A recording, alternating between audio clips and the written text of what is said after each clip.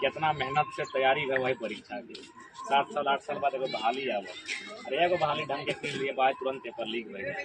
तो अपनी पे फर्क ही खातिर नहीं पढ़ो कि भाई देख क्या रहे जो प्रत्याशी हो कि अगर घर करे में सफल बह गए तो हमनी के युवा के भी निराशा नहीं हो देवे ना ही यार हम निराश हो देवे। तो देश के साथ राजनीति में लिए और तुम्हें क्या स्पष्ट कहबे कि आज देख सकला तुम्हें तो विस्थापित क्षेत्र में आज 4,000 देखते रहो पहला के 4 कारखाना गोटे और हमनी के नौजवान रोजगार के खातिर तरस रहा तुम, जबकि हिये जन विधानसभा लगो 1 दिन में 1 करोड़ की कोयला बेच रहा। यानी अगर कोई सवाल करते कि नहीं हमारे यहाँ रोजगार ना है, हमारे यहाँ टके पैसा ना है, तो बिल्कुल गलत बात है। अगर 1 दिन में 1,000 रुपया यानी 10,000 नौजवान के रोजगार जीते वहाँ, अगर वो 1 करोड़ के 1 दिन में अगर 1,000 रुपया करके मटल जीते तो 10,000 नौजवान तक पहुँचे। 10,000 नौजवान के हक अधिकार के एक आदमी दबाई के बैठे। इसीलिए अब समझ में आई गए कि अपनी सत्ता से हटाए के एक ना मैंने ऐसा लोग के स्थापित करा तो जगह में लोभ ना हमने हर चीज़ के स्थापित कराएंगे।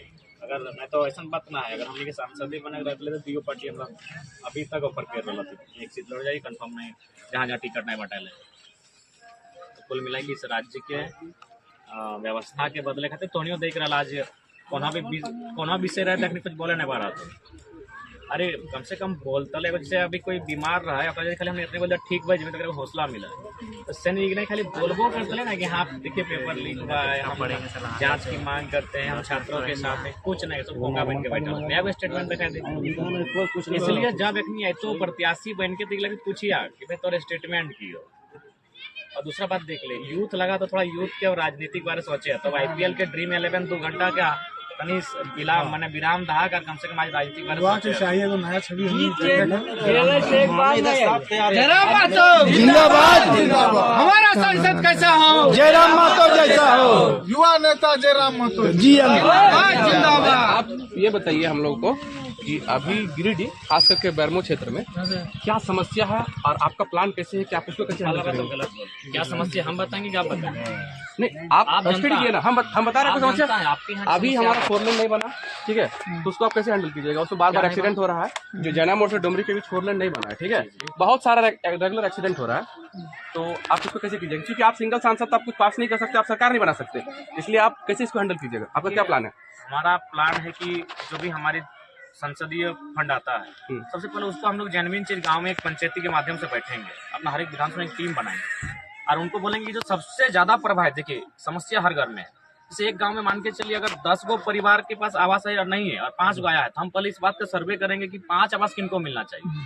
तो लाइक दैट हम जब इस विधानसभा की जो हमारी टीम होगी जो उस काम को हम पहले फोकस करेंगे जो विधानसभा में मैक्सिमम लोगों को प्रभावित करें और वहाँ अपना संसदीय फंड का हम उपयोग करेंगे। जहाँ तक ये नेशनल इशू है, सड़क का बात करना नेशनल इशू है, तो हम इस बात को रखेंगे। भाई देखिए सबसे पहला बात आप कहते सही है तो एक आदमी क्या करेगा, लेकिन आपको जानकारी होना चाहिए था जब बिहार से झारखंड अलग हुआ था हमारे 5 सांसद थे, किया कि नहीं किया, यानी प्रेजेंटेशन आपका दमदार होना चाहिए।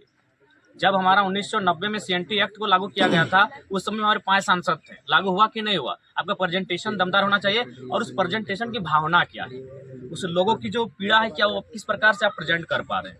तो उम्मीद है कि जब हम लोग को सदन में मौका मिलेगा निश्चय ही हम लोग बेहतर प्रेजेंटेशन रखेंगे और हमारे प्रेजेंटेशन से कोई इनकार नहीं कर पाएगा।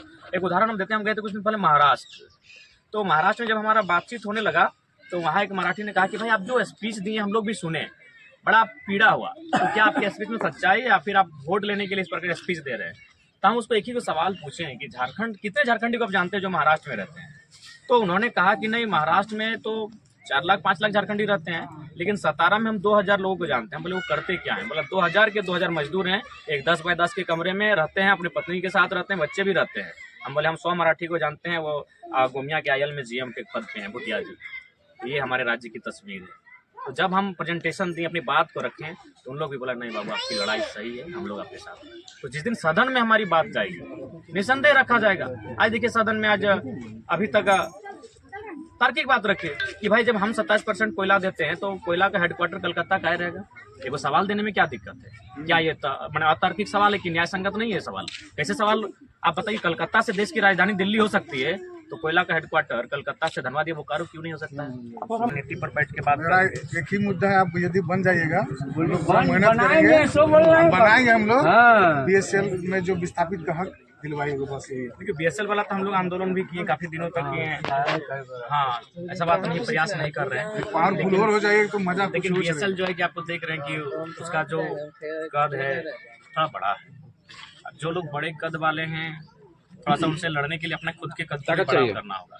देखिए बाकी जो लोग थे उनको हम लोग बैकफुट पर लाए, बाकी जो बीएसएल के अलावा जो कंपनियां थी वे लोग को बैकफुट पर लाए, चाहे नियोजन पर बात किए, चाहे जो भी विषय था उन पर हम लोग सक्सेस हुए हैं। लेकिन ये जो बीएसएल का मुद्दा आता है ये थोड़ा सा टाइम नहीं दीजिएगा तो सुबह करना कैसे?